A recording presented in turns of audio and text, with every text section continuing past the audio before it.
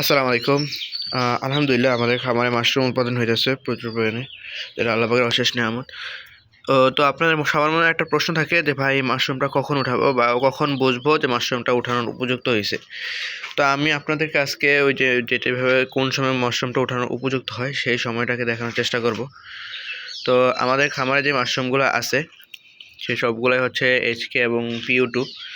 তো আমার এই মাশরুমগুলোর মধ্যে এই যে যেগুলো দেখবেন এই সাইডগুলো পাতলা হয়ে আসছে, এই যে সাইডগুলো পাতলা হয়ে আসছে।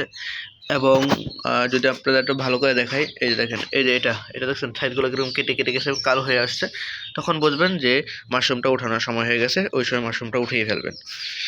আর যদি বেশি সময় নেন তাহলে মাশরুমের কালার নষ্ট হয়ে যায়। যেমন আপনাদের একটা দেখাই যে এটা ওভার ম্যাচিউরড হয়ে গেছে। এই যে এই মাশরুমটা এটা একটু কালারটা একটু নষ্ট হয়ে গেছে, এটা ওভার ম্যাচিউরড হয়ে গেছে, তার জন্য একটু কালারটা নষ্ট হয়ে গেছে।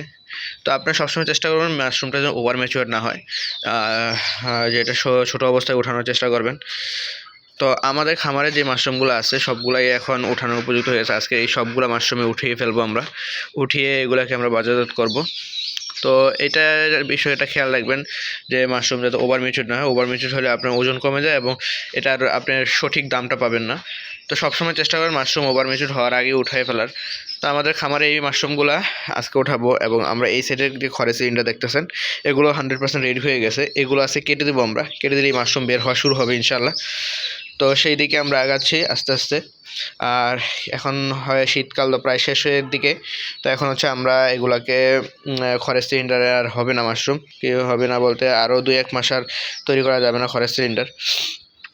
তো আমরা সবসময় চেষ্টা করি মাশরুমে ভালো ফলন আনার। তো আমরা কিছুদিন পরে হচ্ছে মিল্কি মাশরুম চাষ শুরু করে দেবো ইনশাল্লাহ। তো আমাদের জন্য দোয়া করবেন, আমরা যে এইভাবে মাশরুমের চাষটাকে সামনের দিকে এগিয়ে নিয়ে যেতে পারি এবং নিজেরা সফল হতে পারি এবং অন্য নতুন নতুন চাষি তৈরি করতে পারি। তো আমাদের জন্য দোয়া করবেন। আজকে এই পর্যন্তই। আসসালামু আলাইকুম।